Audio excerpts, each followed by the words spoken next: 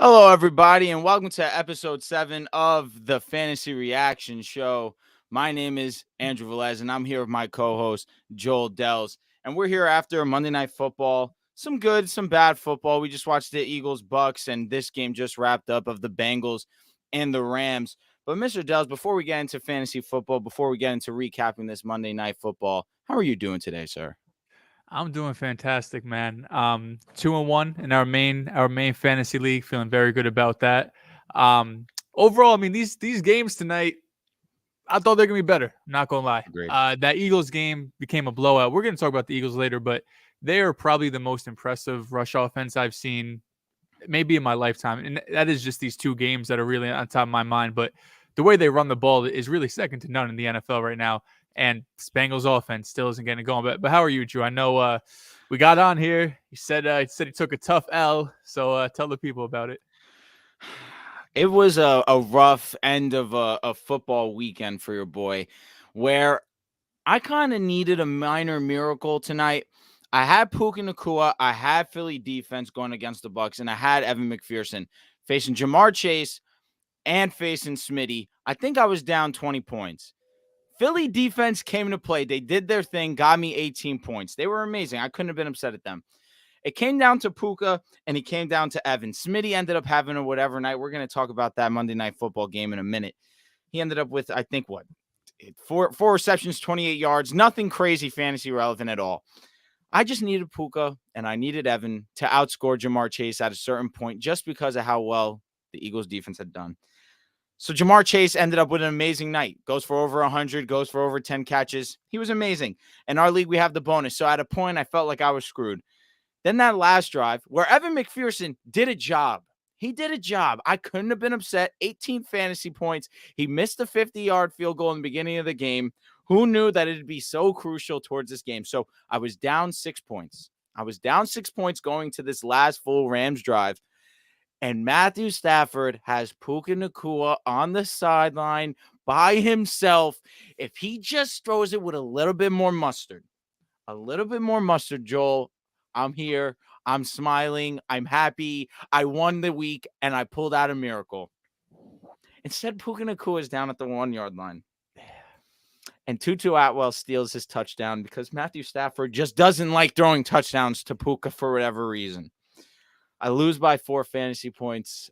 And what a difference that beginning 50-yard field goal that Evan McPherson missed makes a difference in this week when, how can I be upset? He had 18, which was more than Darren Waller, who was on my team, Mark Andrews, who was on my team, more than Trevor Lawrence and Russell Wilson. He outscored my quarterbacks. How can I be upset and bitter that he missed this field goal at the beginning of the game? But here we are where I just can't catch a break. Obviously, you see by the title, we're going to talk about the Dolphins and what they did to my Broncos. But before we get to all that, I just had to vent. I appreciate you letting me get that off my chest. It's a safe space, man. Fantasy gives, fantasy takes. And listen, I see it all the time on Twitter. Sometimes you guys mention me. If you're 0-3, if you're 1-2, do not give up. Just last year in one of my dynasty leagues, shout out to KVR, started off the year 0-5 and ended up winning the championship. Just because you're 0-3 or 1-2 does not mean the season's over. Of course, you got to take a real look at your team. Like if your team just isn't performing, you got to make moves. But if you've gotten unlucky, you've had a couple of injuries, you've scored, let's say, the third most points in the league, and you have the most points against you, don't give up just because your record is 0-3. More often than not, just because more often than not, it's the players that fall to 0-3, have a chance to win later down the road, but because they give up, they don't pay attention to waivers, they don't want to do trades, they just give up, they never have a chance.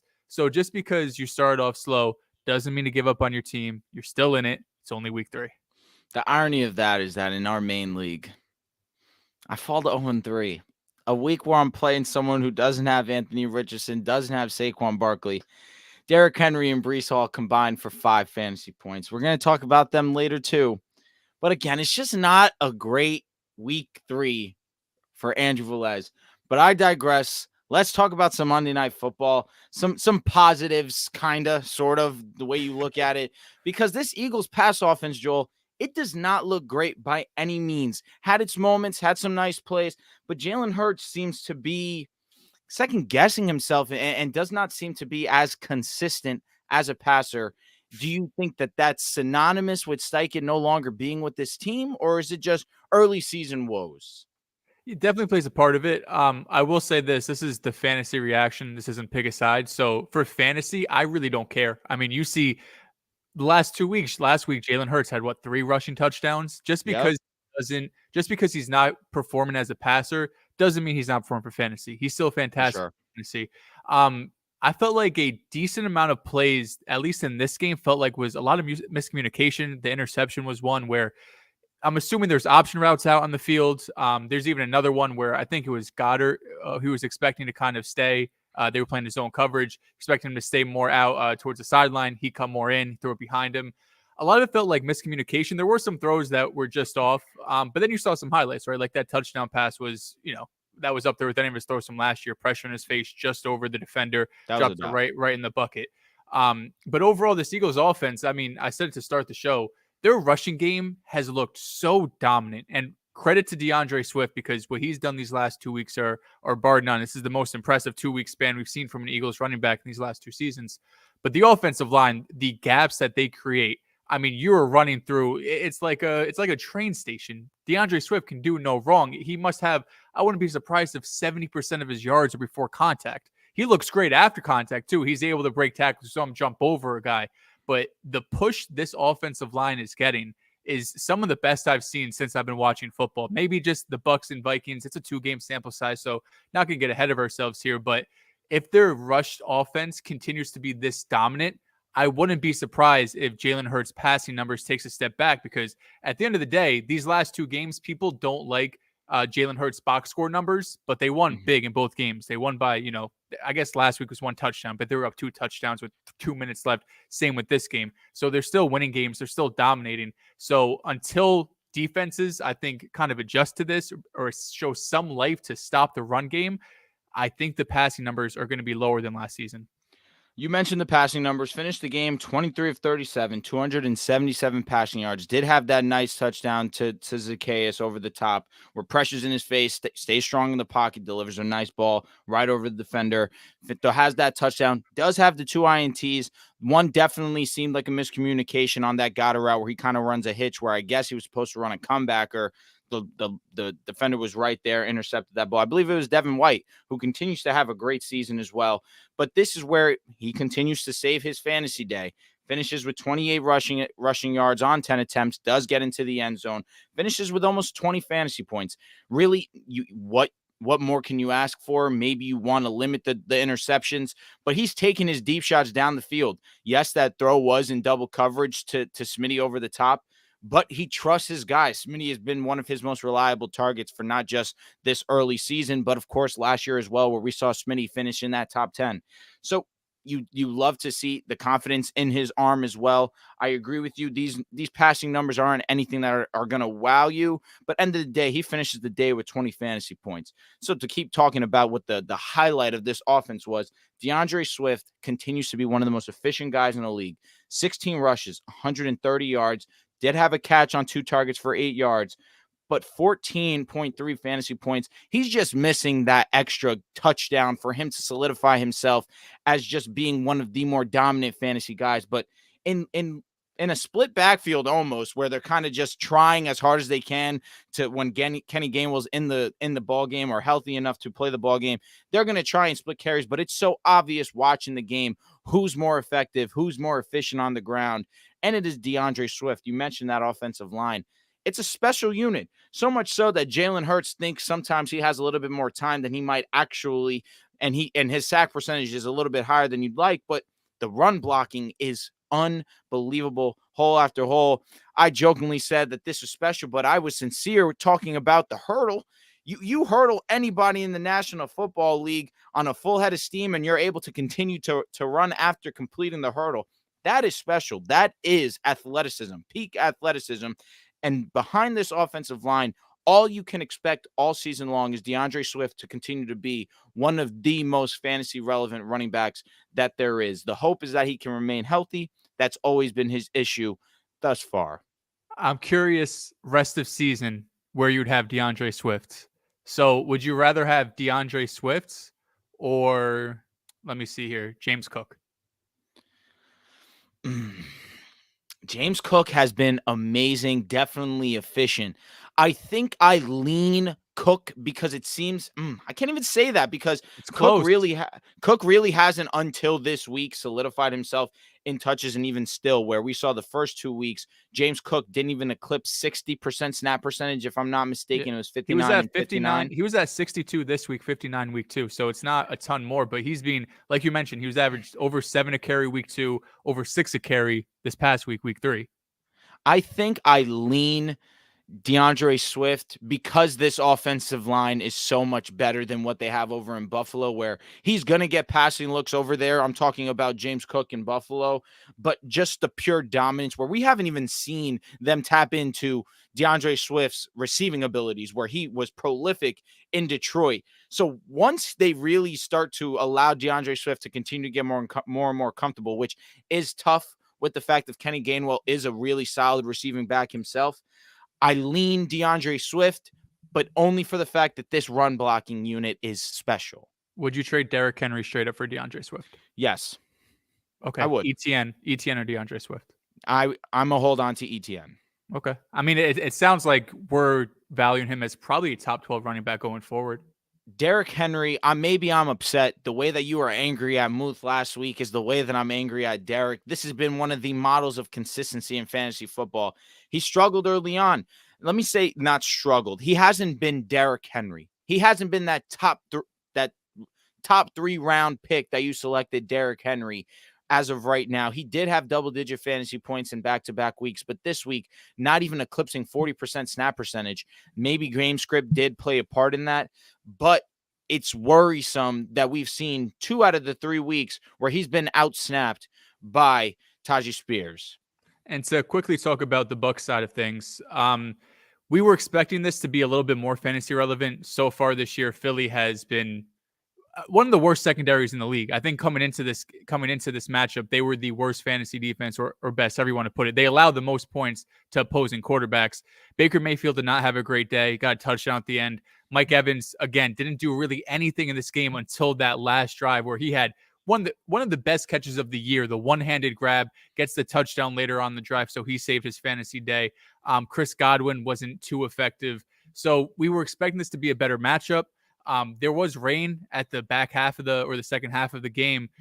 There was a part of me that believed Baker Mayfield could maybe be a streaming option going forward.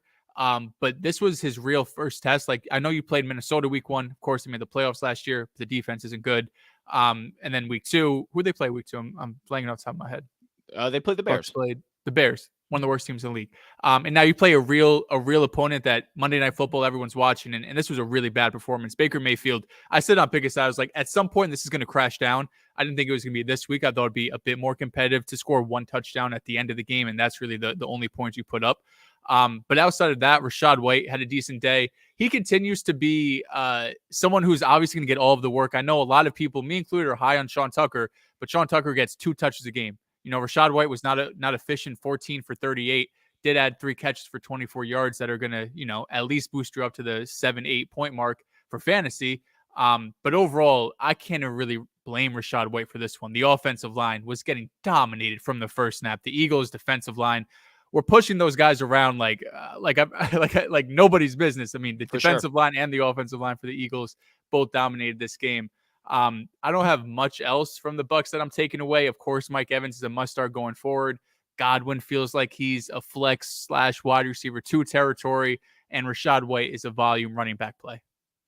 Rachaad White, it really depends on matchup. We saw him have amazing success against the Bears, but that also comes in due part to the Bears being one of the worst defensive units in football. Week 1, we saw him be extremely inefficient against the Minnesota Vikings. And then, of course, this week against one of the better run units in the National Football League, in the Eagles. He's one of those where last episode we spoke about it. If you have a pulse, if you are getting a great amount of touches where Rachaad is, he saw 17 touches this game alone, even though he was inefficient, 17 in terms of rushing and receiving as well.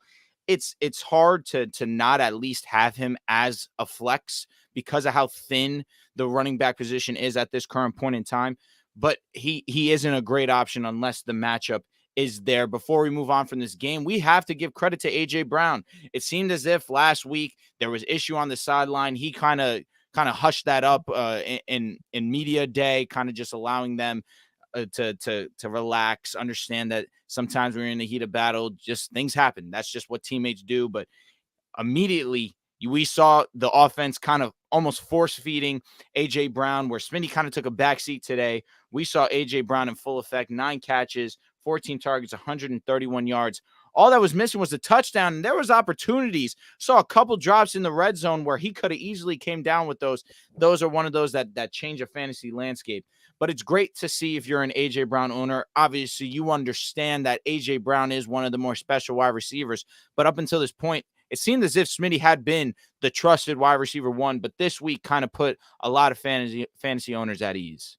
Last thing I want to mention, we can move on to the Rams game. When you look at the box score, you're going to see DeAndre Swift 16 carries and Kenny Gainwell 14 carries. And you might think, oh, this is a 50-50 split. Like, I thought this Swift's backfield. Swift got almost all of the work up until the last few drives of the fourth quarter.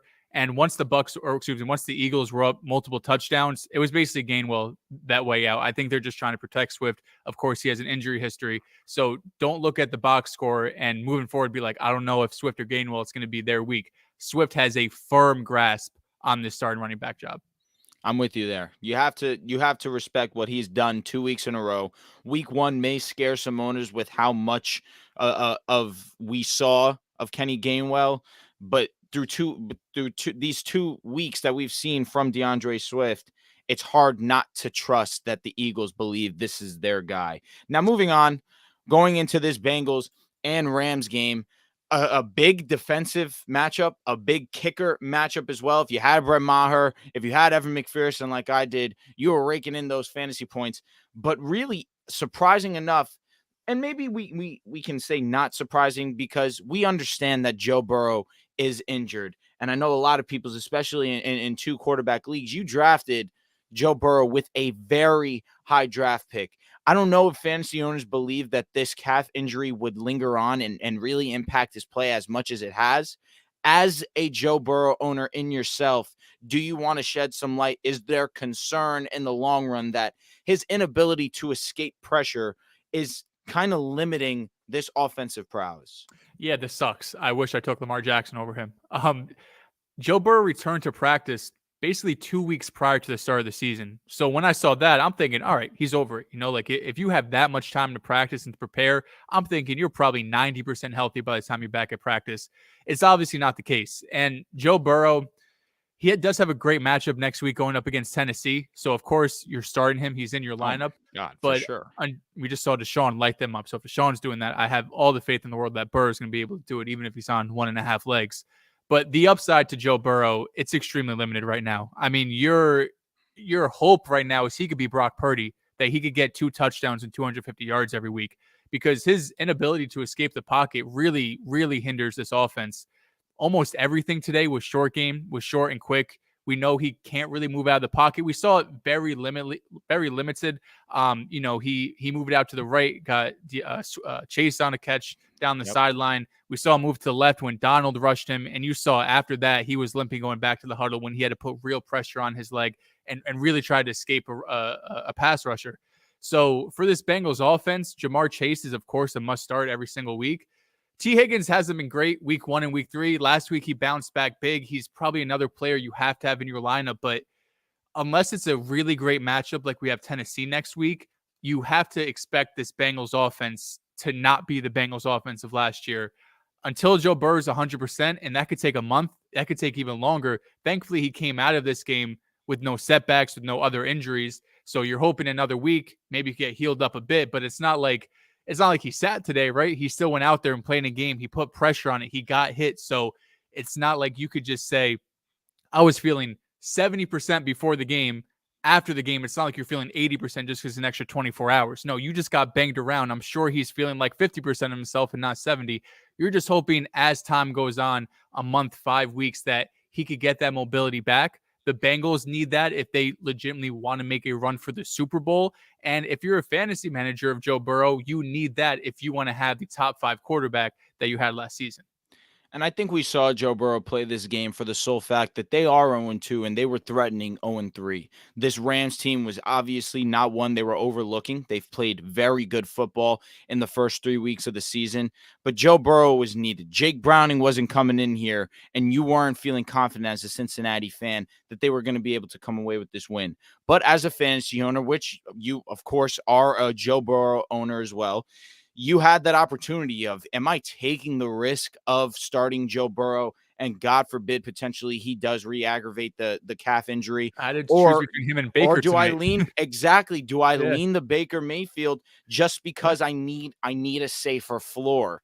It Baker was a scored more. tough decision, but he did end up scoring more fantasy points. I Baker think that scored ended up 10 and Joe Burrow scored 8, at least in and our just league. and just to get off Joe Burrow's stats, he finished the game 26 of 49, pretty inefficient. A lot of drops, I will say that. A couple throwaways as well, 259 yards, did have no touchdowns and an INT. Joe Mixon, who has been one of the more underappreciated running backs right now, and that's really due to situation where we haven't seen him get the volume for him to be fantasy relevant, did find the end zone, 19 attempts, 65 yards, did have a touchdown. But the star of the offense was Jamar Chase. Finally, we Finally, had this inclination that this would be the matchup versus a very forgiving secondary of the Rams. 12 receptions on 15 targets, 141 yards. This was the Jamar Chase game with Evan McPherson as well. That was the offense for the Cincinnati Bengals. I think with Joe Burrow, you wish that this team started off on a better note. So that way, in the long run, as a Joe Burrow owner, you could have a little bit more peace of mind that you're not worried about him every single week going onto the field and potentially re-aggravating this injury. With the calf, there's always that lingering thought in the back of your mind. God forbid he steps wrong. God forbid he takes a too hard of a hit. This could be a season-ending injury where the calf, of course, is connected right to that Achilles tendon. That's worst-case scenario. But that's always going to be in people's minds, especially when you have someone as tough as Joe Burrow week in, week out, putting himself through that. So as fantasy this owners, I don't think you'll ever have peace of mind until he comes out and says, I'm 100% healthy. this next 3-week stretch. Well, his first 3-week stretch, he's been QB 31, QB 21, QB 25. He's thrown 2 total touchdowns in these 3 games. Those came both in week 2 against Baltimore. So you have 2 real stinkers. But the next 3 games, Tennessee, Arizona, and Seattle. If there was ever a time to get back on track, these are these next games coming up. So if you're not going out there and trading for Jamar Chase. I know that obviously. And it even may be a little bit, reckless to trade for Joe Burrow right now. But I think Joe Burrow just in the pocket can still put up probably 250 yards and 2 touchdowns against these defenses. So if you are strapped for a quarterback, if you're in a 2-quarterback league, and who would you rather have rest of the season, Justin Fields or Joe Burrow? You trust Joe Burrow. You trust Joe Burrow for the fact that he is surrounded with great talent around him. Justin Fields, you don't know what to expect with this Bears offense. We haven't seen him be this aggressive rusher that he was last season. So with that, you have to lean Burrow because he's still elite at a skill where Justin hasn't used or utilized at all his elite trait. Yeah, so say you're in a 2-quarterback league and you drafted a Justin Fields or an Aaron Rodgers and you're hurting for a quarterback. I'll tell you right now, I have Joe Burrow in my most important league. I do not like having him on my team. So if someone came and gave me a different quarterback with another piece, it's something I have to consider because I need wins right now. But this next 3-week stretch, hopefully they're able to get back on track. Listen, bro, you're trying to take Dak off my hands? I don't know about that. I'll say this: Carolina Cardinals may not be as easy as a matchup as we continue to give credit for. It's going to be one of those quarterbacks that we do talk about a little bit later. Do we want to briefly talk about the Rams out of respect for Stafford? He didn't have that great of a game statistically. 18 of 33, pressure just constantly all night long. Bengals were able to get 6 sacks on this offensive line. A rough showing for the Rams offensive line unit. 269 yards. Did get a lot of that on that last play to Puka Nacua. Did salvage the end of the game with that Tutu Atwell touchdown as well. Did have 2 INTs. One of them, I don't know if the first one was deflected, but I know for a fact that second one was deflected at the line that Logan Wilson, who had both interceptions, did make a nice play on, and his reaction time was great. But like I mentioned, 6 sacks, 48 yards that had backed them Killed up. the offense. Kyron Williams wasn't that effective as well. Only 10 attempts, 38 yards. We saw Tutu Atwell get a look from the backfield, was 1 carry, 22 yards. Nakua, you continue to send him out there, trust him as one of your top receivers. Honestly, he's still sticking in that wide receiver 1 tier for me. I get that catch, the 37-yard catch, was late into the game, but still 7 targets. This was his first game that we didn't see him have double-digit targets. That's credit to Cincinnati getting after the quarterback. 5 receptions, 72 yards. I mean, am I wrong here? You're still trusting him as your wide receiver 1, correct? Puka? Correct. Yes, yeah. He's getting the targets. This game wasn't great, but I was pretty disappointed how little Sean McVay kind of manufactured targets for him. On the other side, you have Jamar Chase consistently going in and out of motion, playing the slot out wide, in the backfield, going like constantly moving him around to get him targets. And on the other side, Sean McVay, we know, is one of the brightest minds in the NFL, and Puka was not doing any of that. He was not going in motion. He was not lining up in multiple spots. And he's their best offensive weapon right now. And the fact that McVay didn't do a better job at manufacturing targets, like I feel like he has been the first few weeks, at least in the short and intermediate area, was disappointing. But the targets he gets are invaluable. He's still in your starting lineup, and you should still trust him as a top 12 receiver. One thing that did stick out to me was Kyren Williams and Matthew Stafford's almost inability to gain a strong connection in the pass game. We saw Kyren finish with 7 targets, but only brought in 2 catches for 27 yards. It was one of those that was weird, kind of just Matthew Stafford and him. Maybe it was a placement thing where Kyren wasn't in the spot where Matthew Stafford was expecting. We saw kind of just balls thrown into the dirt, just right off the fingertips of Kyren. Something to look into because it's been obvious very early into this season that Kyren is a safety blanket in the backfield for Matthew Stafford for these quick dump offs, and they've been effective. But Kyren as a rusher, at least you and I have felt he is not that efficient as a rusher. He really primarily gets a lot of his fantasy respect out of being this solid pass catcher, or at least being a consistent option for Matthew Stafford. So when he's not getting to the end zone, just for the fact that he's not that great of a rusher itself, it's tough to find the floor and the ceiling for a Kyren Williams. Yeah, when he gets the touchdowns like he was, especially week 1, you saw the ceiling being, or week 2, I should say, the floor is so high, the ceiling's high. Just because me and Drew, I think we both agree, we don't think Kyren's this great talent. He's still getting 100% of the workload in the backfield. So just because we don't love him as a player doesn't mean that you shouldn't be trying to acquire him or just seeing what the price is, because there's not a lot of running backs. I mean, you could probably count them on one hand who are going to be getting the amount of looks that he's going to get in the backfield. So you're going to have to deal with some inefficiency at times. But overall, I mean, it was the whole offense that was getting thrown around. It wasn't like it was just Kyren. So not a great game, but going forward, you still trust him as a running back 2, but even possibly a running back 1. And the last one I'll mention is I feel like someone who's been kind of going under the radar. Tutu Atwell finishes his game 4 receptions, 50 yards, but 9 targets. I feel as if we don't mention him as often because the running back landscape's so thin. So we're automatically talking about Kyren, especially someone who's been able to get into the end zone. Puka Nacua has been historic for the first 2 starts of a season, first 2 starts of a career. We're giving him that acknowledgement. We kind of not been giving Tutu his respect when he's continued to be one of the league leader in targets as well. I feel as if his time in the spotlight is going to come to an end if and when Cooper Kupp does come back. But if Cooper doesn't come back, you need to continue using this guy as a strong flex piece. Yeah, and it's hard, especially because I never believed in Tutu Atwell, like the prospect, and then early in his career, he did nothing. So when I saw him go off in week 1, I'm like, this is a flash in the pan. This isn't anything. This isn't going to keep up. And then he's done it 2 weeks in a row. So that's something I got to remember going forward, that just because I don't like a player doesn't mean he can't get better later on, because I wish I had Tutu in so many leagues. Once Kupp does get back, I do think, of course, his targets are going to go down, but he's shown to be a good player and a valuable piece of this offense. And if Stafford's going to look the way he's looked for the majority of the season, I still think he'll have flex play on certain weeks.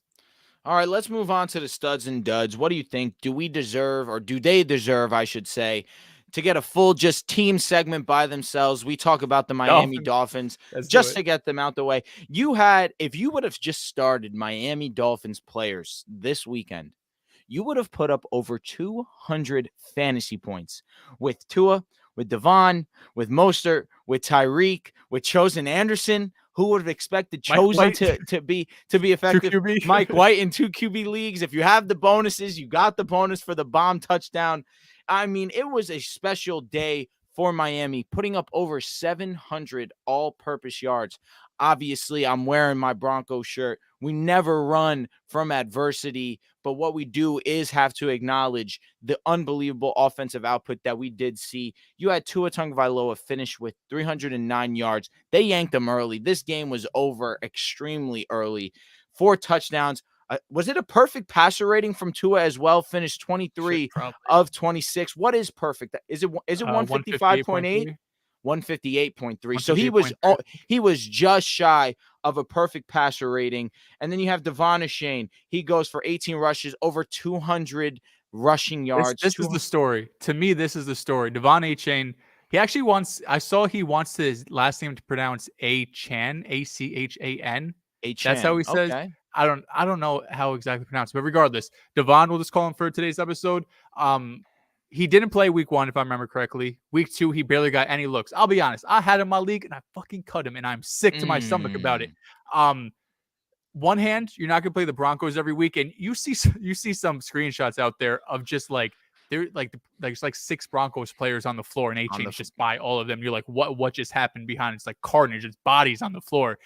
So part of me is like, there's no way he's gonna be this efficient for the rest of the season. Raheem Mostert also had a tremendous game, but I think because I'm sure A-Chain's on a lot of people's waiver wire, I'm going hard after him. Unfortunately, I don't have a lot of money in our league, but I would be going hard after him.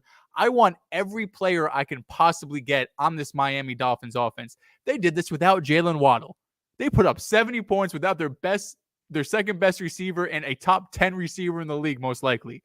So give me Devon Achane, give me Mostert, give me all of these guys. I'm a bit curious how the split's going to be going forward, because Achane put his name on the map, right? It was Mostert's job. It seemed like this is 100% his job. Maybe down the line, Achane gets some third down work or whatever the case may be. But after this game, he's going to be getting looks. And it wouldn't surprise me this is a 50-50 split or near that. But I think both guys are going to be valuable just because this Dolphins offense is the best in the league.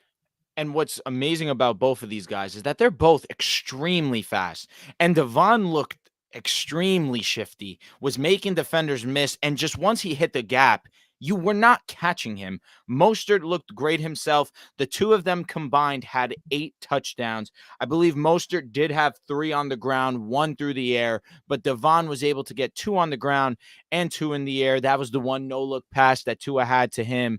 I mean, it was a special day for them.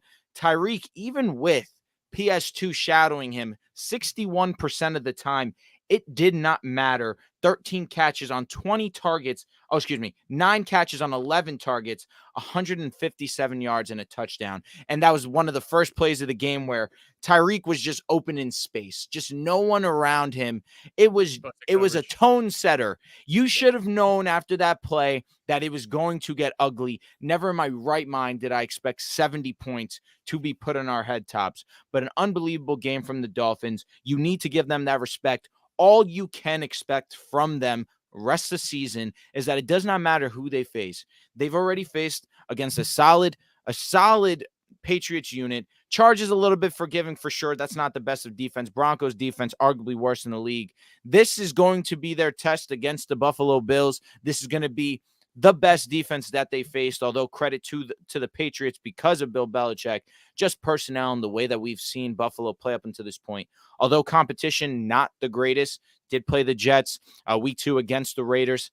Decent offense, but weren't able to get much going against them. And against the Commanders, where they allowed absolutely nothing. This is their true test, but I have no worries, no concerns, because this offense seemingly seems unstoppable. With all the motion, with all the speed, it really is one of one. It's too hard to stop. It doesn't matter. I don't care if they're going up against the Niners, the Cowboys, Jets. It doesn't matter. You're starting all of these guys. I'm not thinking twice about it. No way. So now let's get back to our regular studs and duds. We needed to give them acknowledgement. You saw the title. The Dolphins really can put up one of the greatest offensive seasons you've ever seen, especially if this running back crew can continue to be as effective as it is. We know the passing game is going to be up top of the league for sure with Waddle, with Tyreek, of course, Tua at the helm. But if Mostert and Devon can continue to be this effective, the sky's the limit for this unit. And they're all going to be more than fantasy relevant, and you'll see all of these guys high at the year ends list for all the position rankings. So let's get into quarterback studs. Next on the list, where Tua was quarterback one on the week, Kirk Cousins, your start of the week, I believe. 367 yards, 3 touchdowns, had that late INT with poor time management. I don't know what they were thinking, but unbelievable performance from him. 218 air yards. That offense is going to continue to air it out, whether it's to Jet, whether it's to Addison, whether it's to Hawk, Osborne as well. This team is going to pass the football, and with one of the worst defensive units in the league as well. They're put in this position where Kirk has to do this on a weekly basis. Herbert was fantastic, put up over 400 passing yards this week. He was amazing. Lamar, one of the more interesting weeks, of course, because this is the type of Lamar game you expect. 202 passing, no passing touchdowns, no INTs, did have 71% completion percentage, but where he became fantasy relevant, 14 rushes, over 100 rushing, 2 touchdowns. This is Lamar Jackson. Lamar Jackson's going to look comfortable in that pocket. He's going to sling the rock, but when he doesn't see anything that he likes, he's going to take off and he's going to run. Losing the game hurts, but we're not here to talk about real football. We're here to talk about fantasy football. To some, that's real football. But of course, he's going to continue to be fantasy dominant so long as he continues to be one of the best rushers in the game. Next on this list, Andy Dalton. I don't know if I was expecting to see Dalton. I wasn't expecting to see Dalton throw for 361. I get it. We understand Seattle's secondary is not the best, but 361, 2 touchdowns, had himself a great fantasy day, finished within the top 10. Impressive day from him. You would have loved to see Bryce go up against this unit. This would have been, like Joel was saying all week, this was his get-right game, but Andy Dalton is a true professional, stepped up and was great in fantasy and in real life. CJ Stroud. Now let's get into a conversation with CJ. Are you comfortable in a one quarterback league having him be your quarterback against the Ravens, against the Colts, against the Jaguars? He's been nothing but efficient against the Jaguars before you go. 280 yards, 10 for 30, 67% completion, 118 air yards, 2 touchdowns, 118.8 passer rating. Is there a rookie that you've seen as confident as this guy passing the ball this early into a career? I can only think of a few. He looks so good. I mean, yeah, he's breaking, he has records up there with like Cam Newton rookie years. And I forgot whatever the stat was, but he's been sensational. One quarterback leagues. I mean, the last 2 weeks he's been quarterback 13 and quarterback 12. For a rookie to do this without throwing any interceptions his first 3 games, with the injured offensive line like we've talked about, with the weapons like we've talked about, with lack of running game like we've talked about, what he's doing is one of the most impressive quarterback performances I've seen in a long time. I mean, I know you have like Joe Burrow, for example, his rookie year. But even still, at least he had T. Higgins. Offensive line wasn't great. But right now, what CJ Stroud's able to do with really nothing around him, of course, have a rookie head coach, first-time play caller. I mean, all of the obstacles he's had to overcome as a rookie, and to look as good as he does, I think ideally you have someone else that probably offers you a bit more upside, because it's not like he's running the ball a ton, right? Like he has 30-something, 35 rushing yards on the season. And if you don't run the ball, your passing touchdowns have to be pretty high for you to be fantasy relevant, aka Jordan Love, who, coming into the week was a top 5 quarterback. So the fact that he's back-to-back weeks with 2 touchdowns is a great sign. But I do have, a bit of reservations if this Houston offense is going to be able to continue to put up points. I know they just put up over 30 on the Jaguars' head. But I think he's a very safe quarterback, but I don't know if you're going to get the ceiling that you would ideally get in a one quarterback league. Next couple of weeks goes up against Pittsburgh, Atlanta, New Orleans, does have his bye week 7, Carolina, Tampa Bay. Not the easiest of schedules. Pittsburgh has seemingly been tough on opponents. Atlanta, a respectable defense. We did just see Jared Goff not be as effective as we've seen these first 2 weeks. And New Orleans, just a respectable defense that we did see this next guy that we are going to talk about, Jordan Love, be fantasy relevant. He did have that rushing touchdown, did have over 30 rushing yards, did finish the day with just under 260 passing yards, but had a passing touchdown late into this game. Jordan Love, one of the more unexpected, strong fantasy candidates for the fact of we haven't even seen him with his wide receiver 1 and Christian Watson yet. So what I feel as if I'm still if I'm in a 2-quarterback league, Jordan is I feel confident having him as my quarterback 2. But this was a real great tone setter if you are a Jordan Love owner, because going against New Orleans, that was his first real test. In real life, maybe he didn't look the most consistent, but finishing with 24 fantasy points, what more are you going to ask of your quarterback 2? And maybe if you needed him as a start on a late notice, if you had Joe Burrow, you were unsure, you said, "Hey, I'd rather play it safe, start Jordan." You made an excellent decision. But going up against Detroit next week, Las Vegas the week after, Detroit on a short week, keep that in mind, does have his bye week, week 6, but then Denver, Minnesota, and the Rams. Is this a guy you're looking at and thinking this could be my quarterback 1? I feel like with these matchups, I feel pretty confident that he can get the job done. He's been one of the most efficient quarterbacks in the league over these first 3 weeks. It's definitely in the realm of possibility that if I'm in a quarterback 1 and in a 1-quarterback league, this could be my guy. And I misspoke earlier because I did not realize he had 9 rushing attempts for 40 yards in this game. Yeah, The couple weeks facts. before, 3 attempts, 2 attempts, wasn't doing a ton, but 9 rushing attempts is impressive. 260 yards and a touchdown. Listen, Jordan Love, I gave him shit this past week. I actually think he was my sit of the week because I'm like, listen, this touchdown efficiency is just not going to last. And even though he didn't have 3 passing touchdowns like he did in the previous 2 weeks, if you're going to get a rushing touchdown and a passing touchdown plus 250 plus yards, you're going to be fantasy relevant. And with his upcoming schedule, Detroit, Las Vegas, Denver, Minnesota, this next month, we're anticipating Aaron Jones back Thursday night. There's a chance Christian Watson plays. He practiced last week, so that's a good sign. If the weapons are getting healthy and the schedule is this easy, I would have no problem at all starting Jordan Love. No doubt. I mean, this guy really has been impressive in fantasy football very early on. I'm feeling pretty confident in Jordan rest of the season, or at least for this stretch of games. Next, moving on, we got to give respect to DeShaun Watson, my start of the week. You had to know going up against this weak Tennessee secondary, 289 yards, 82% completion percentage. He said, in my year that I was historic, finished with 70%. I struggled those first 2 weeks. He cleaned things up, 183 air yards, 2 touchdowns, 123.4 passer rating. Now, is this something that we can continue to expect from DeShaun Watson? It's tough to say personally because this was his first matchup against a forgiving secondary, but has Baltimore next week, does have his bye, then San Fran. Not the cleanest of 3 weeks, of course, where 1 week you're not going to be able to start him at all.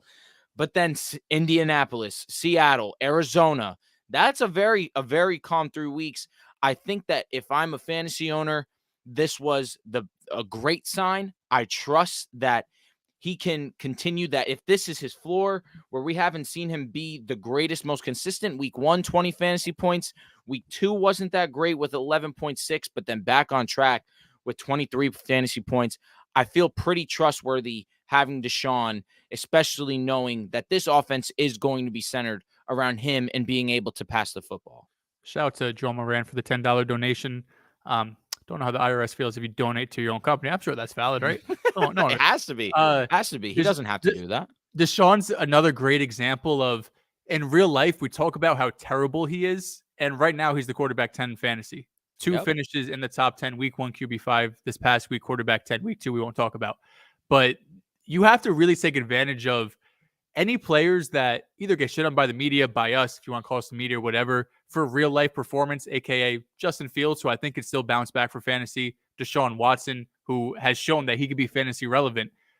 It's important to take advantage because there's going to be people out there that look at DeShaun Watson and think he's been a bottom 10 fantasy quarterback and said, just take this guy off my hands. Or maybe there's someone with Amari Cooper out there saying, oh my God, like DeShaun Watson's the most inaccurate quarterback in the league. And then you go and look at the numbers. You're like, well, he just completed 80% of his passes, but no one watched because it was the Browns versus Tennessee and they won 27-3 and everyone just thinks that Sean is washed. So going forward, I mean, he has rushing ability. He had 45 yards week 1 rushing, over 20 week 2. He's throwing for touchdowns. He has 5 total touchdowns through 3 weeks. And without Nick Chubb, they're going to throw the ball more. Jerome Ford didn't get a ton of carries, but I think that was by design. We know how elite this rush defense is. He did end up having a rushing touchdown and a receiving touchdown as well. Kareem Hunt only played around 20% of snaps, but this will be an offense that's probably going to be forced to throw more than they anticipated coming into the year. pair that with his rushing ability, you're looking at someone that you could probably get for a QB2 price that could be a QB1 for fantasy. Here's the thing with our league, there's no getting DeShaun Watson. It seems that that's Yeah, the it's a case. fact. But if you are in one of those leagues that people are not as confident because of what they're hearing from real life football analysts, maybe you go and you capitalize on that, because what he's done these first 3 weeks has been nothing but fantasy relevant. Let's get into And the maybe duds. you want to wait until after week 6 when he plays San That Fran, buy, because then he's got 3 yeah. weeks of Indy, Seattle, Arizona. So maybe wait till after San Fran if you're not so sure. Not too crazy to say that at all. But let's get into the week 3 duds. First on this list has to be Dak Prescott. Pretty underwhelming game, and maybe we don't call 14 fantasy points that much of a dud, but when you're playing Arizona and you are the obvious favorite to win this game and dominate on both sides of the ball, for you to finish with 249 passing yards, a touchdown, a bad INT, don't know what he was seeing, honestly. You watched the all 22 or you just watched the game back. You don't know what the thought process was, but 63% completion percentage. Again, like I mentioned, 14.4 fantasy points. This is tough because we've only seen Dak play a great fantasy game, I guess, even if you want to say that, against the Jets. But a great fantasy game would be what, 19 fantasy points? He was uber efficient in real life, but in fantasy, we haven't seen Dak Prescott finish in that top 10 category yet. So it's tough for me to sit here and continue to have uber confidence in Dak. Maybe this was the week where they realize, all right, maybe our offense does need to be pass first. Maybe we don't rely on Tony as much, where Tony continues to be one of the more dominant, one of the more fantasy relevant guys, but this pass offense has not exploded yet. We saw them have a clean game against the Jets, but nothing over the top yet. Yeah, it's been disappointing so far. Week 1, you just toss up to you won 40-0. What can you really do? For And sure. even week 2, where, like you mentioned, super efficient. It's like 31 for 38 and 2 touchdowns and 250. You're like, that's great for real life. And then you're looking at fantasy, you're like, damn, he was QB 17 on the week. Like, that's not great. I will say, I think brighter days are ahead for Dak. Maybe not these next 2 weeks, because they do have New England and San Francisco coming up, but they're throwing the ball a lot. Week 2, they had 38 attempts. Week 3, 40 attempts. Like you mentioned, completing over 30 passes against the Jets. This Cardinals game, we were expecting if Dak had a bad game, it was because it was like week 1 where they go up by 30 early and they just could just run the ball the rest of the game. But he really struggled. And just to step away from fantasy for a second, it broke my heart to see the Cardinals do whatever they wanted offensively when I saw the Jets not be able to do anything to this defense. And Josh Dobbs might have us at 2-1 right now. But regardless of the fact, I think this could partially be due to Kellen Moore. Like I was very high on him, and Mike McCarthy so far, at least for fantasy, right? Efficiency wise, Dak's been decent, I guess. But at least for fantasy, we're not seeing as much explosive plays, I feel like, as we've seen it in previous years with Kellen. Yeah, and Dak Prescott's schedule, New England, San Fran. Then you finally get a great matchup with the Chargers, but then he hits Chargers. his bye week. I mean, it's really unfortunate early in the season where you don't know if you have that reliable QB1 and even fringe QB2 at that point. And then with off his bye week, Rams, Philly, Giants, it's a good schedule, but for these next couple of weeks, it's not the safest floor for Dak Prescott. Next dud we're going to talk about is one of the more disappointing fantasy players just overall so far, and that's going to be Justin Fields. Goes 99 passing yards, a touchdown, and INT. You can attribute that to the Chiefs defense, who's been one of the better units in this league that has not been overly talked about because you focus on their offense, but really allowed them to do absolutely nothing. Only 22 pass attempts from Justin, had a 50% completion percentage. And then on the ground, where you expect Justin to continue to be dominant, we failed to see that so far.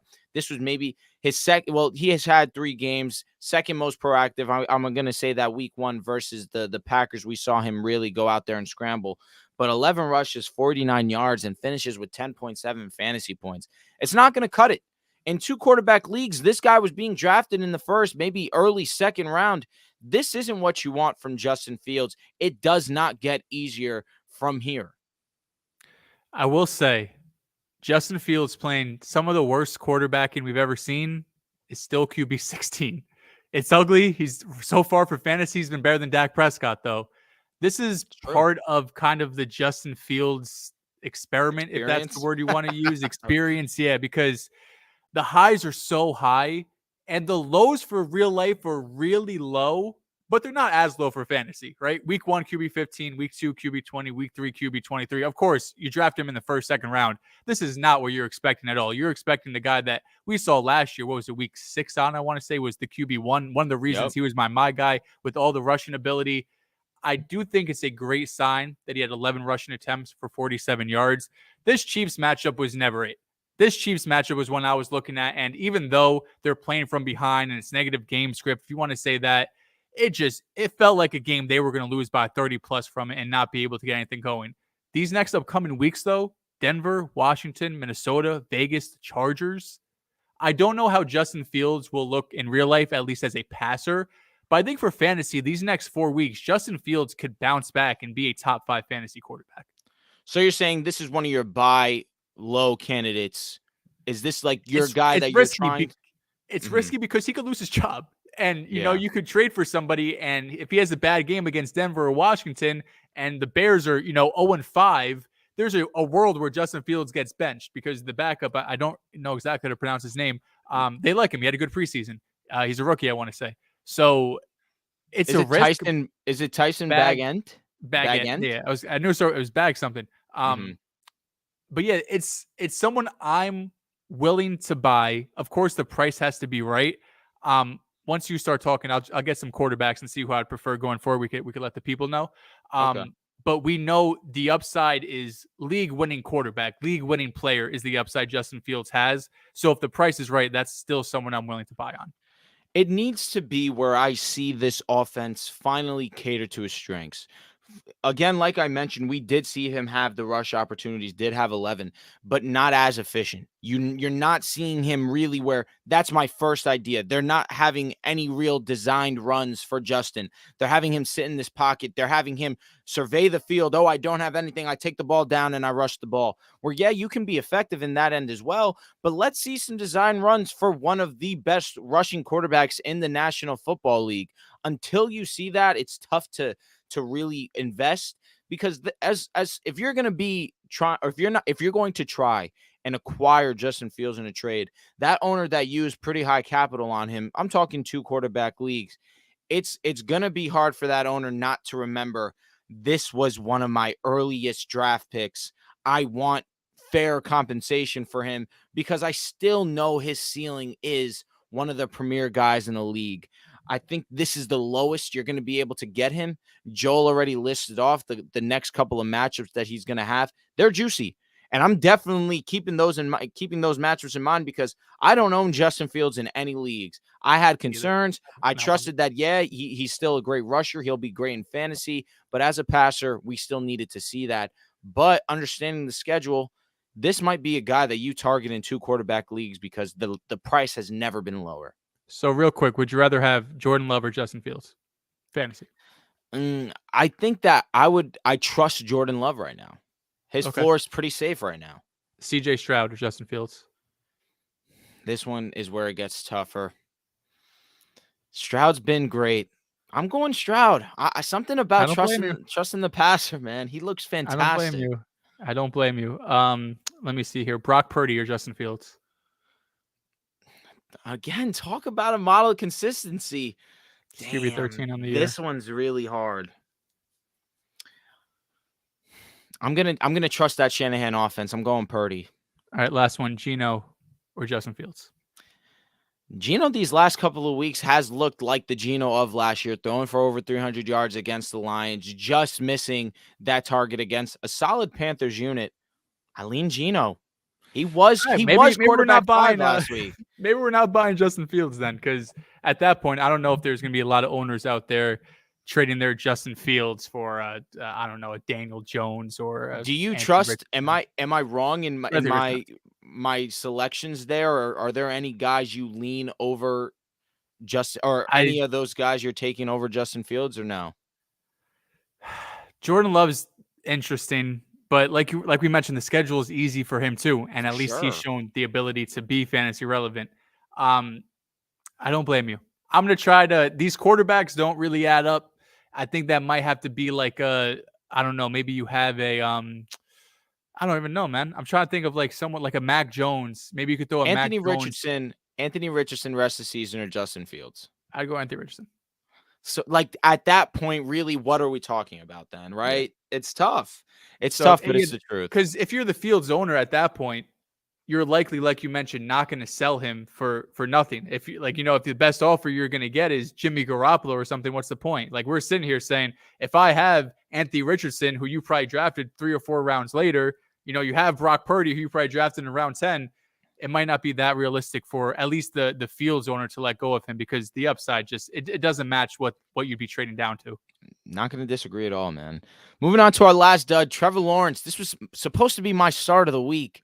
One of the more underwhelming performances of the week. 279 passing yards, a touchdown, a pretty bad interception as well. 67.5% completion percentage, and 14.4 fantasy points. This season, he's had 17.7 fantasy points, 9.2 fantasy points, and 14.3 fantasy points.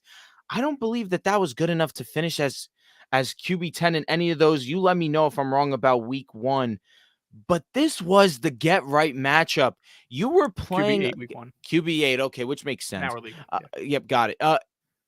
You had a prime matchup against Houston, who's been pretty, especially with no Jalen Petrie. You're not going to have Derek Stingley if you're the Texans for at least another 3 weeks, because he was placed on IR. This offense has not looked good. It has not looked consistent. Week 1, we saw Calvin Ridley burst onto the scene. He looked excellent. These next 2 weeks, we're going to talk about Calvin Ridley in a little bit later on the show. Where have you been? We saw Christian Kirk at least week 2 and week 3. Week 3, kind of a garbage time touchdown. Week 2 had himself a very solid day, having over 100 yards. But it's just lacked consistency all around for this team. It's one of those that I'm monitoring, understanding. I'm going to trust Trevor Lawrence. Of course, you trust the talent. Didn't start off the best last season, finished as one of the best quarterbacks in fantasy and in real life as well. But you have Atlanta, you have Buffalo, Indianapolis, New Orleans. There's no real trustworthy matchup here outside of maybe Indianapolis, who he already has put up a solid performance, like Joel mentioned, did finish top 8, but that was his only solid performance 3 weeks in. This was the matchup I was looking forward to, praising Trevor Lawrence and really starting to talk about the highs of the Jaguars offense we haven't seen. I'm still trusting the talent of Trevor.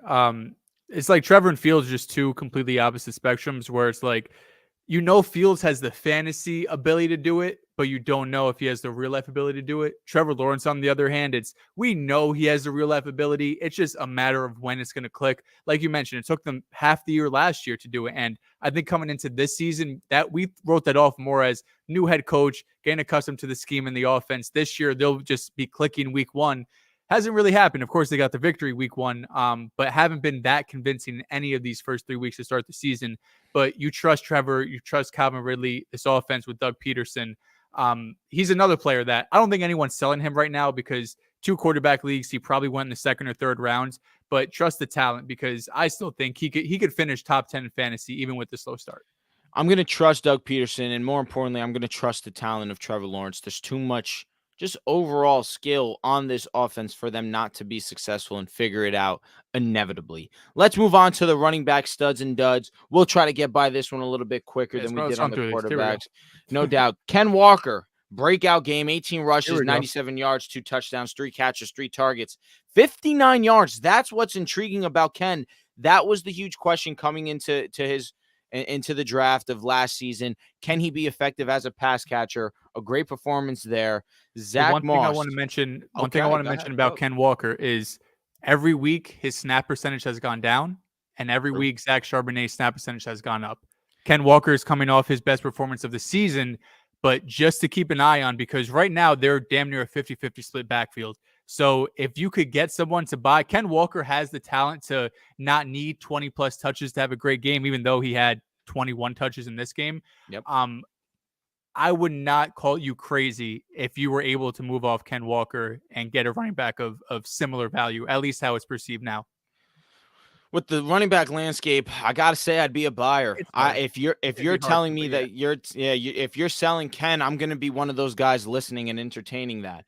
Next on this list, Zach Moss, one of the best and most surprising guys this That's my season. guy. 30 rushes. Hey, well done to you, man. You knew, you saw the vision. 30 rushes. When was the last, like outside of Derek? When was the last time we're seeing a running back get 30 attempts, 122 yards? Two catches, 3 targets, 23 yards, and a touchdown. I mean, until Jonathan Taylor comes back, because there's always going to be that question, this needs to be a start in everyone's lineup if you own Zach Moss. A very impressive finish against one of the better defenses in the Baltimore Ravens. James Conner, 14 rushes, 98 yards, and a touchdown. The Cardinals as a whole Back-to-back ran weeks. all over. They ran all over the Cowboys, had over 200 rushing against them. 2 catches, 2 targets, 18 yards. Connor's another one. People had a lot of interest in Connor prior to coming into the season because they knew when Kyler wasn't out, when Kyler wasn't on the field, they relied heavily on James, and he has looked fantastic up until this point. And honestly, the Cardinals have been an underappreciated team so far this year. Shout out to Gannon. He's got things going in the right direction. And maybe people are going to be looking at Dobbs as potentially a trade candidate. Jerick McKinnon, too little too late, you bastard. I needed you. You go and you get into the end zone twice on 3 catches, three attempts, 3 targets for 19 yards. This is what the Chiefs are going to be. It's going to be unpredictable. It's Pacheco ugly. also was great as well. He was able to get into the end zone finally, but you never know what you're going to get with Kansas City. Jerick McKinnon, that's his bread and butter. He's a great receiving back, especially in this Kansas City offense. There was just so much love to be had. Just they were spreading the wealth so much against the Bears defense. They could do whatever they want. But of course, he ended up having a great fantasy finish, not including McCaffrey. He obviously had himself an amazing day. Now, the last guy I want to mention, Alexander Madison. He kind of saved his season against the Chargers. 20 attempts, 93 rushing yards, 5 catches, 7 targets, 32 yards. Did almost have a fumble. Need to acknowledge that, but forward progress was marked. He did not fumble. He had himself a great day against a matchup he should have feasted on. When Is he I saw him buying himself fumble, longevity?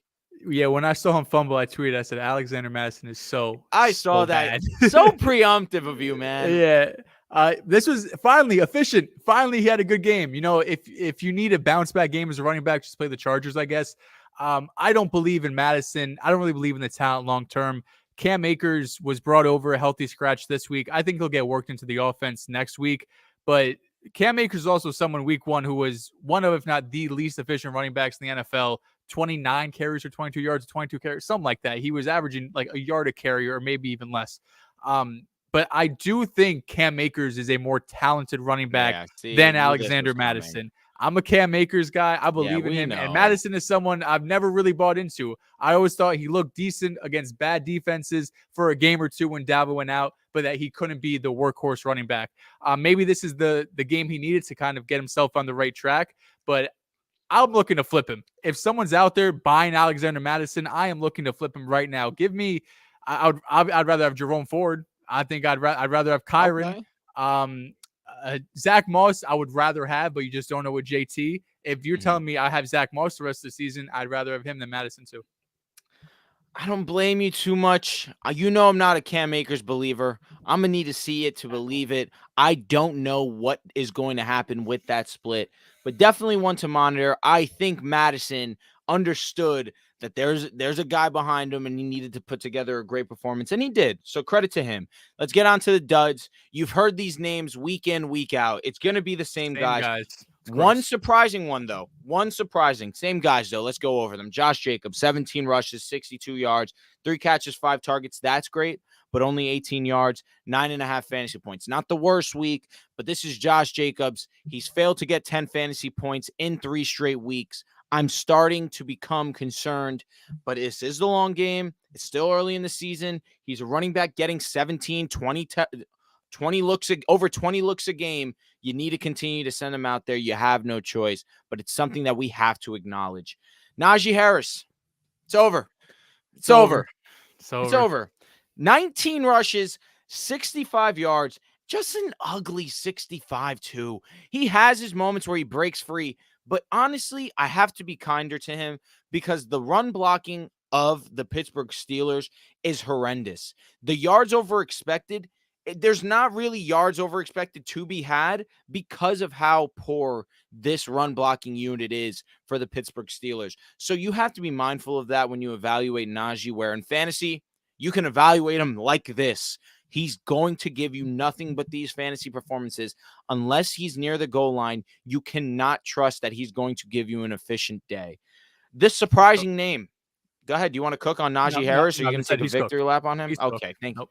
Um, He's the surprising name for me, Bijan Robinson. There's a credit to be had for the Detroit Lions defense, who have been great so far to start the season. But 10 carries, 33 yards, 4 catches, 6 targets, 27 yards. Just wasn't able to get into the end zone, wasn't able to really get it going. This Atlanta offense as a whole really could not get anything going because Desmond Ridder limits them so much as a passing offense that if they're locking down the run and they get out to an early lead, it's going to be hard for the Falcons to fight back into these games. Yeah, credit to Detroit. I mean, coming into the year, I think No doubt. no one really believed in this defense, and not saying that you should take this one game and just say they're going to be a great defense going forward, but the fact that they showed they could stop or limit the best rushing attack in football, or one of the best rushing attacks. I mean, the fact that Bijan Robinson is only getting 33 rushing yards.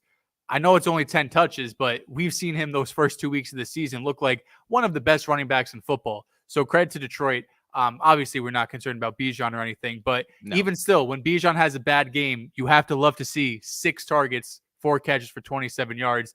That's going to keep him from being a complete waste in your lineup most weeks. No doubt about it. And these next two, these ones are near and dear to my heart because I have them in fantasy and our more important league. And they combine for just under 6 fantasy points. I'm talking about Breece Hall and I'm talking about Derrick Henry.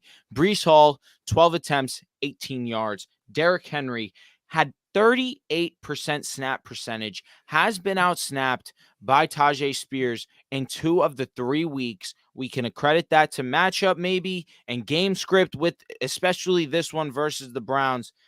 But is Derrick Henry the biggest fantasy concern right now? You drafted Derrick Henry in the top 3 rounds. You felt as safe as could be with Derrick Henry being potentially your RB1. Is this the biggest concern in fantasy football? Outside of the guys who got hurt, so Nick Chubb and I guess Burrow, Absolutely. he's playing, he's hurt, but he's been a bust so far. Obviously, Justin Fields. Nobody expected Tajay Spears to have this type of looks in this offense. We were not expecting Tajay Spears to get more snaps than Derrick Henry. To be fair to Derrick Henry, he has been dealing with a toe injury for really the whole season.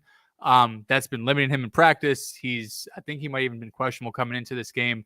But it's concerning because Derrick Henry has not had that same type of burst or efficiency this season.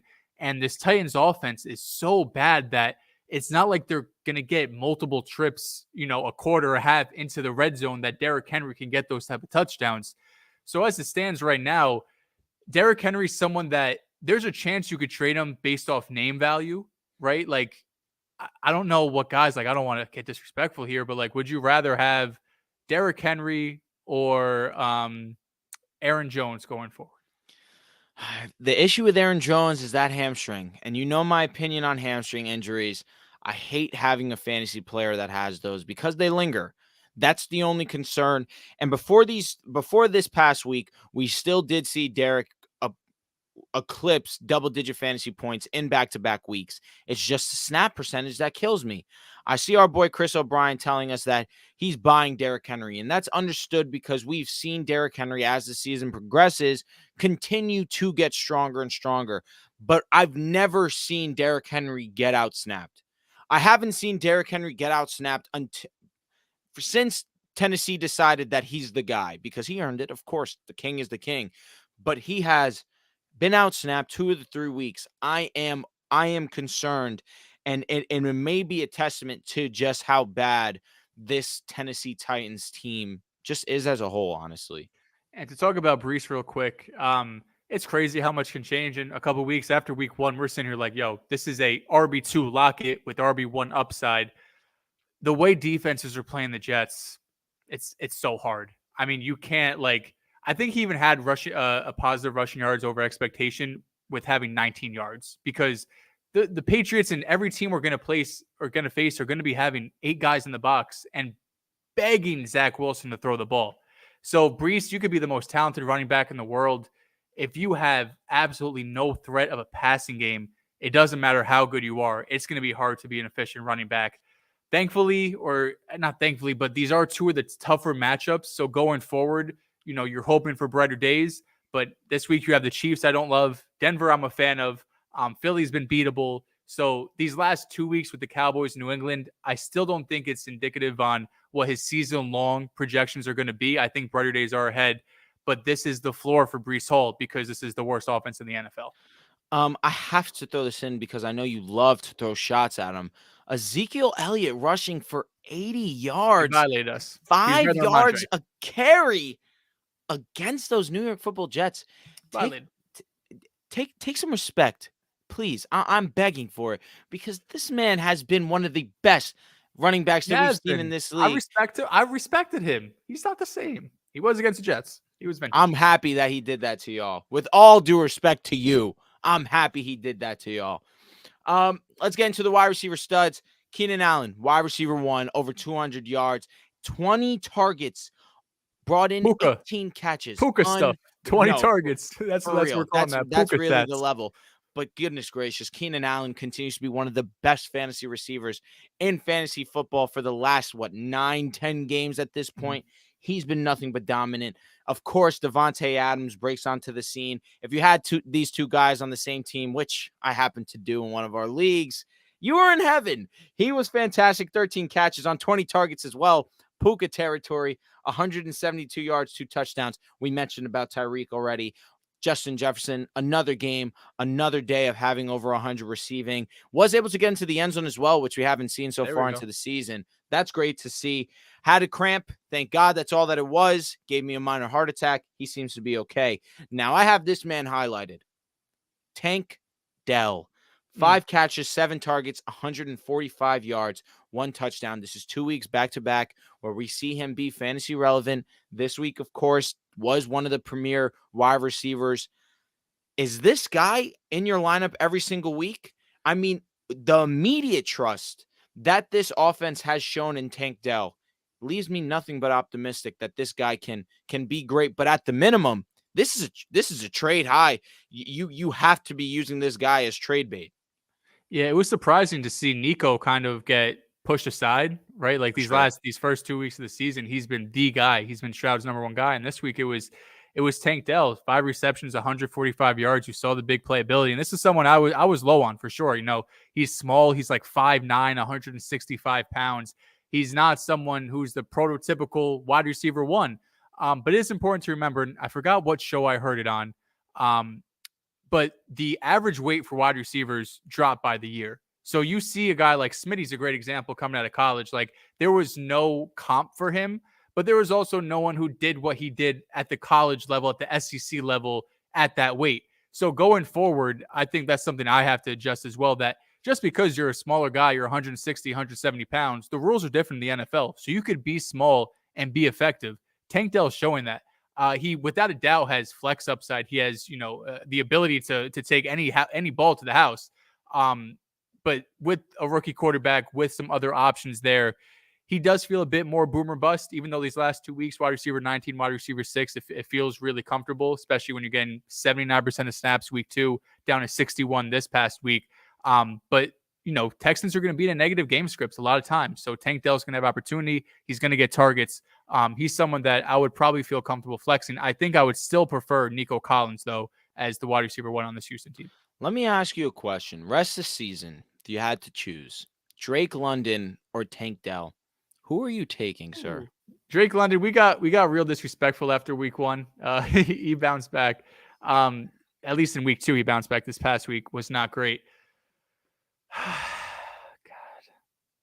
I'm going with Tank, bro. Yeah, I can't trust a fantasy player if their quarterback doesn't like to throw the football.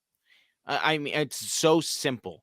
I get it. The talent of Drake London is way, way higher than what Tank Dell is, and that's a respect to Tank Dell, who's been great so far in his rookie season.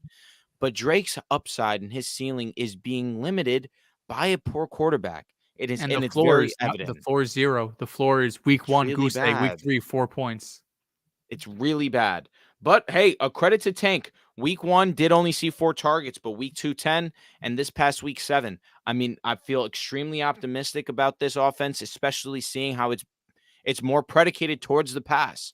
So I feel very good with Tank Dell being my flex at the worst, understanding that there have been a ton of injuries. Maybe he's at worst my wide receiver too.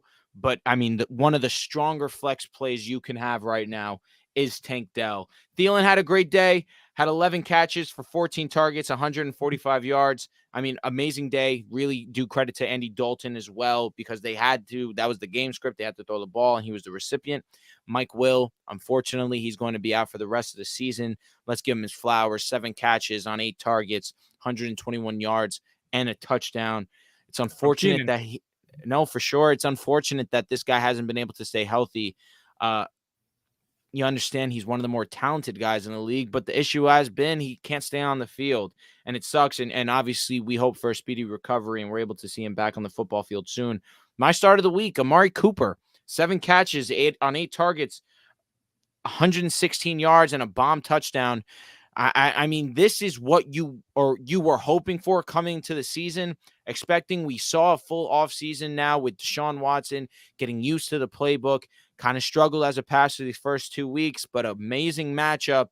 This guy capitalized. He was great, and honestly should have had another touchdown that got called back because apparently he was out of bounds. Horrendous call by the ref. You should never blow a whistle unless you're 100% confident, especially with how great replays are. He had an amazing week, Rob, for him, but even still, he put up an amazing statistical performance. And the last guy I want to mention, Romeo Doubs, 5 catches on 12 targets, 73 yards and a touchdown. Without Christian Watson, is this one of the more for sure wide receiver starts where week 1 we see him get 2 touchdowns, a dull week 2 against the Falcons, but right back on track, 73 yards and a touchdown. Just the amount of volume that we're seeing out of Romeo, is he going to be one of those guys you have to put in your lineup? Especially with no Aaron Jones as well.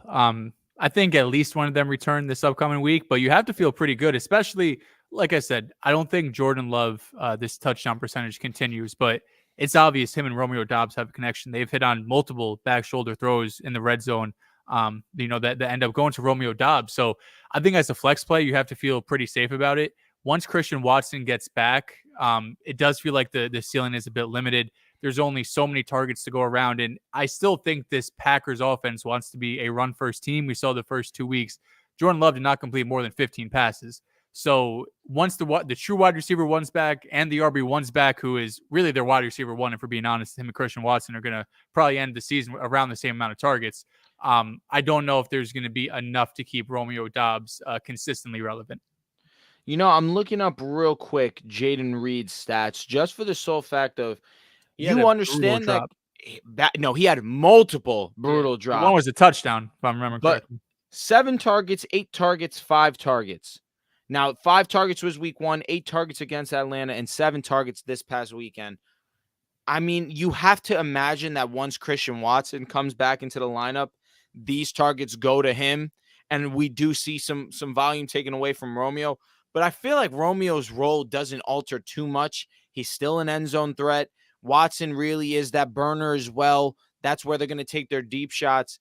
But I still feel that once Christian comes back onto the field, I still feel pretty confident because this is going to be a team that trusts and relies on Jordan Love on third downs for sure. Let's move on to Duds. Go ahead. Real quick, just in the chat, talking about Mike Williams. We're going to go over injuries quickly at the end. Quentin Johnston is the hot name to pick up, but he still only played 24% of snaps. He's not seen the field. Josh Palmer, I do think, is going to be the wide receiver 3. We're hoping down the line Quentin Johnston is able to take over that position. He should be on the field more, of course, without Mike Williams. But so far through 3 weeks, it has been very uninspiring. I'm not picking him up unless you're just in a deeper league where you kind of have spots to burn, I guess. Yeah. But he's not someone I'm prioritizing. All right, let's get to the wide receiver duds. Calvin Ridley, back-to-back weeks of being underwhelming, 7 targets, 3 catches for 40 yards. Not what you want. You expect him to pick it up, especially after that amazing week 1 performance. But back-to-back weeks of under 10 fantasy points, not ideal. Drake To be London, we fair, just he has back-to-back weeks also of like just missing touchdowns, whether it's like feet on bounds or like he stepped out of bounds and came back in. So he's a player he's going to bounce back. I have no doubt about that. I'm with you. I trust fully in this Jaguars offense to figure it out. They have too much talent not to. Drake London, not a guy that I trust so much because of his quarterback situation. 2 receptions, 6 targets, 31 yards. It's not great for Drake London owners. And if you're in a dynasty league and you have Drake London, don't trade him. Do not do it. Hold. Trust that they will get a better quarterback because they need to. DeAndre Hopkins, another week where he's just underwhelming. 3 catches, 7 targets, 48 yards. It's been a tough integration for him so far. We have seen him nurse an injury. The offense really hasn't looked great. Derrick Henry hasn't been great. Treylon's had a couple of good catches here and there, but outside that has not been relevant. It's been ugly for Tennessee. I mean, they've been probably a bottom 5 offense in football. And the last name I want to mention, rookie JSN. 3 targets, 1 catch, 10 yards, 44% snap percentage. You're dropping him in redraft, right? Just to be clear, like he's getting dropped. Yeah, that's that's hard, man. Like, would you rather have Tank Dell than JSN? Right now, that's the answer. However, understanding that Geno still has been great. He has had his guys in DK, had a great week this past week. Tyler Lockett's still going to be Tyler Lockett. He's going to be effective. He does seem to be the odd man out in this offense, but he's still separating at an elite level. We saw a report earlier in the season, or the statistic, I should say, that he's creating 4 yards of separation, which is amongst some of the highest in the league. It's just they haven't had great rapport yet between Geno and him. I don't want to give up yet. If you are in one of those positions where you're in a pinch, you need to get one of these running backs, I guess I could understand where you're coming from, but understanding that he still is separating at an elite level, you don't love the snap percentage, I have to hold out hope because of how talented he is. I'm trying to find the number, but his ADOT is like one of the lowest. His ADOT is 2.4 yards. It's not ideal. I am concerned. This is dead. This is ranked 100th out of all receivers. Like, this is below everybody in the league. I am concerned with the way Seattle is utilizing him. Like, we know the talent's there. What he did at Ohio State was unprecedented, especially with the other competition he had around him. But 2.4 average depth of target, you're not going to be fantasy relevant with that. Not at all. Not at all. So, yeah, it's hard right now if you're a JSN owner. But understand that he does have the talent to overcome. Let's move on to tight end studs. Sam Laporta, tight end 1. I mean, what more can you ask from this guy? He has been in the elite category of tight ends, having 5+ receptions in the first 3 weeks of his career. Did finish this game with 8 receptions on 11 targets, 84 yards, and a monster touchdown. This guy is in your lineup every single week. The Lions needed a number 2 option next to Amon-Ra, and they got it with this guy. It's something about Iowa tight ends. They're special. They continue to be elite, and he is that next line of tight end. And also, I have to give love to Donald Parham. I think that also we're going to be looking at Josh Palmer to potentially be that guy to overtake Mike Williams' targets, where Palmer was great last year when both Keenan and Mike Will did take a hit. But Parham getting into the end zone, not once, of course, this past week, but also in the first week of the season against the Miami Dolphins. He does have a strong rapport with Justin Herbert. I'm expecting that to continue. He had two catches on 4 yards, 2 touchdowns. I mean, what more can you ask from a tight end? You wanted to get into the end zone, especially with Justin Herbert. And now that there's more opportunity to be had, I'm looking for this guy, especially as one of my pickups this week. And Muth, got to acknowledge Pat Fryer. Start of the week. Here we go. Of course, we had Kelsey, we had Kittle be great, but we have to mention Muth getting into the end zone. Joel's start of the week. He I was too. almost lost him. He almost Yeah. lost him, but never a doubt. Pat Fryermuth gets into the end zone and saves face with a solid fantasy performance. Is there any name that you want to give love to, or is there any name that you want to acknowledge as one of those guys you'd be cutting loose? The JSN is someone I'm willing to let go of. I Mm-hmm. just think if you don't do it, I mean, honestly, you probably should have done it earlier in the year, but I understand why no hold out. But there just seems to be like too many relevant players right now to just hold JSN and hope down the road he'd be relevant. Do we quickly want to go through some waiver ads? I know the big one here is Devon Achane. Um, how much fab are you willing to spend?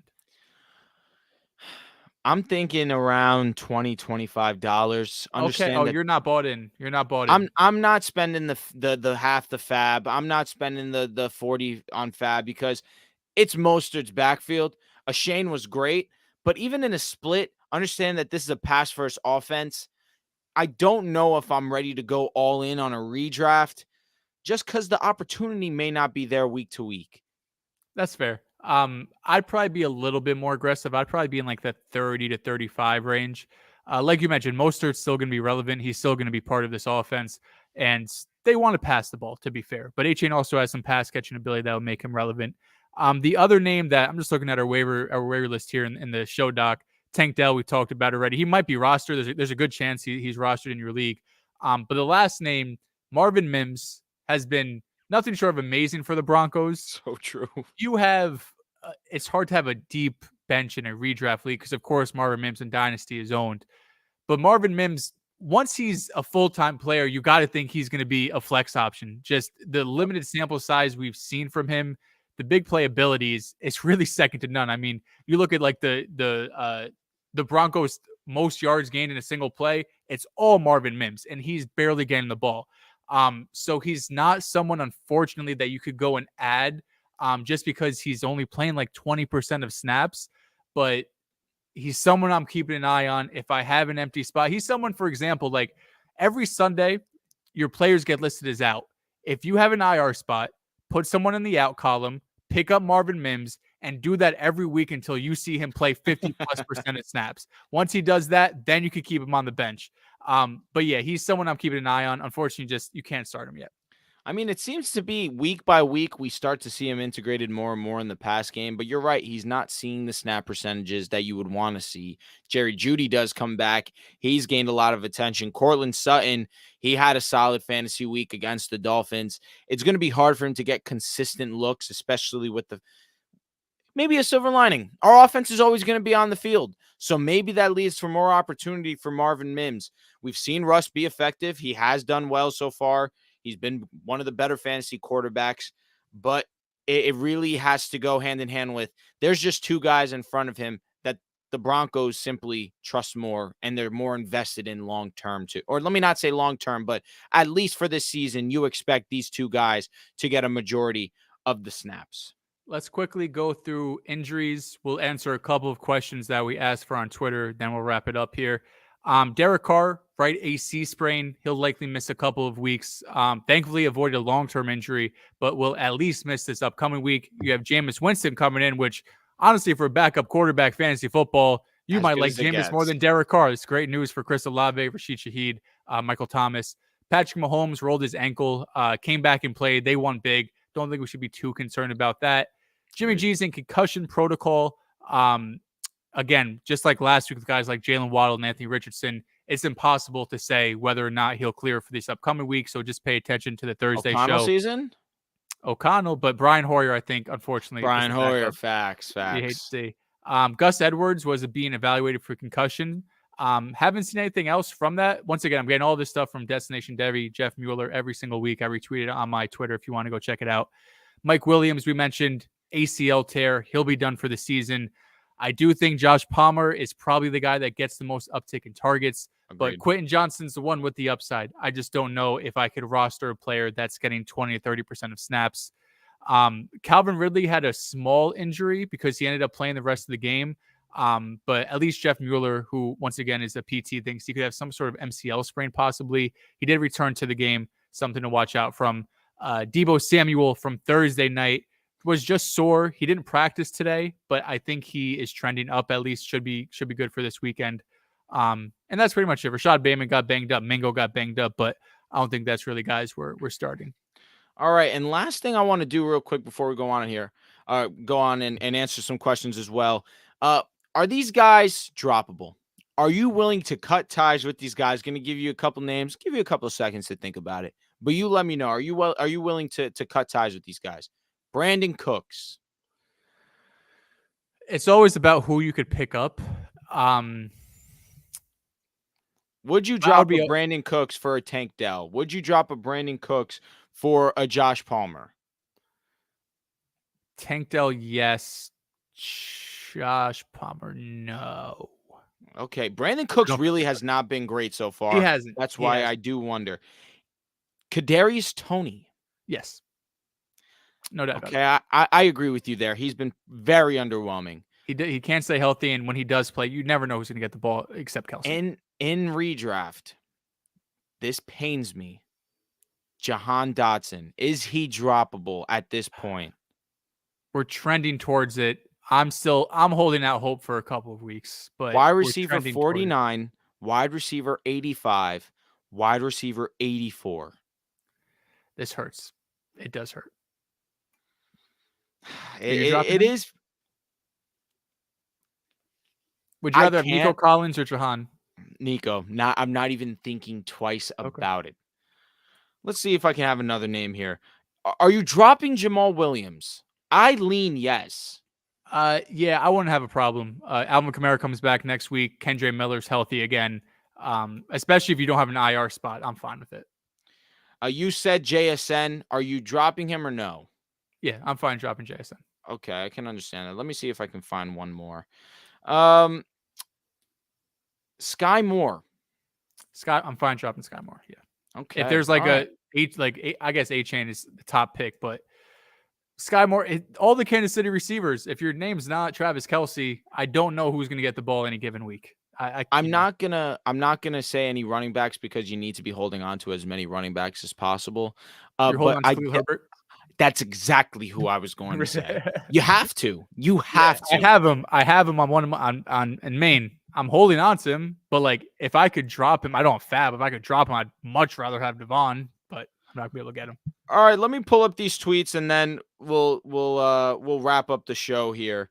But again, if you guys have any questions, any waiver questions, leave them in the chat. We'll get to all of them before we do end the show.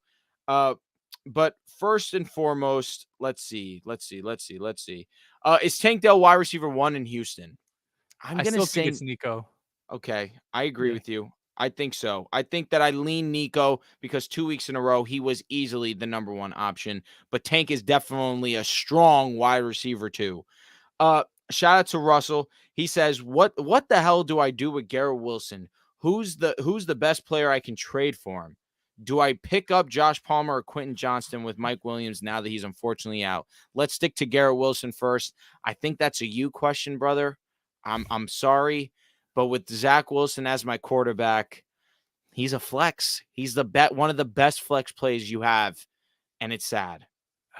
I'm looking up receivers right now to try to give myself an idea of who I would rather have going forward. Because Garrett Wilson, just like Breece Hall, the floor is disgustingly low. It really is. Let's see here. Holy shit. Tank Dell is wide receiver 8 on the year. That's insane. Yeah, he's been amazing. Would you rather have George Pickens or Garrett Wilson? George has looked great, dude. Looked phenomenal. He's looked great. I think George, because Pickens is way better than Zach Wilson. You could probably get George Pickens plus maybe a little something with that. Would you rather have Jordan Addison or Kyle or Garrett Wilson? Jordan. Oh God, yeah. Michael Pittman. Pity, he's looked fire too. He has. Let's get real ugly. This guy's been hurt, but Jacoby Myers. Oh my God. He just had 12 fantasy points too, bro. I'm going to be real. Let's not get disrespectful. I'm going to say Garrett. But Jacoby's looked good in 2 weeks. The 2 weeks he's played. If the thing that sucks is if you own Garrett Wilson, if you have him in your leagues, you can't justify trading him for a guy like Jacoby Myers, who at the end of the year might end up outscoring him for fantasy. Yep. But you're also not going to be able to move Garrett Wilson and go get somebody of equal or greater value. There's no way you're pairing Garrett Wilson and a guy like Zach Moss to go get Chris Olave. It's not happening. So I think you have to stick with Garrett Wilson, hope the Jets bring another quarterback, because I'm under the impression if we get a mid-ass quarterback, if we get the 27th best quarterback in football, Garrett Wilson will be fine.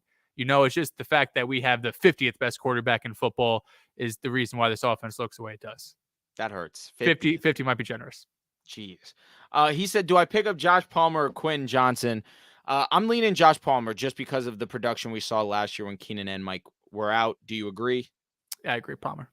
Okay, shout out to Aussie1. He says if the Eagles could trade for a specific position or player before the trade deadline, who should they go after to possibly to complete the team for a Super Bowl run?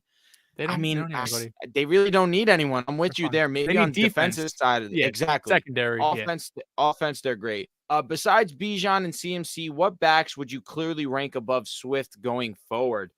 Damn, he's been super high on him. We did just give Swift his love. That was early on in the show. If you want to check that out, go back and listen to that. They asked, is there a way we can listen and hear this on Spotify? We got to get on that. Coming soon. We got to get on that. Okay. Shout out to our guy, Chris O'Brien. He's been in the chat a ton. He sent us a message, said, what do I do with Justin Fields? Sad face emoji. You send them out there. About it a bit. Yeah, these next 4 weeks, you got Denver this week.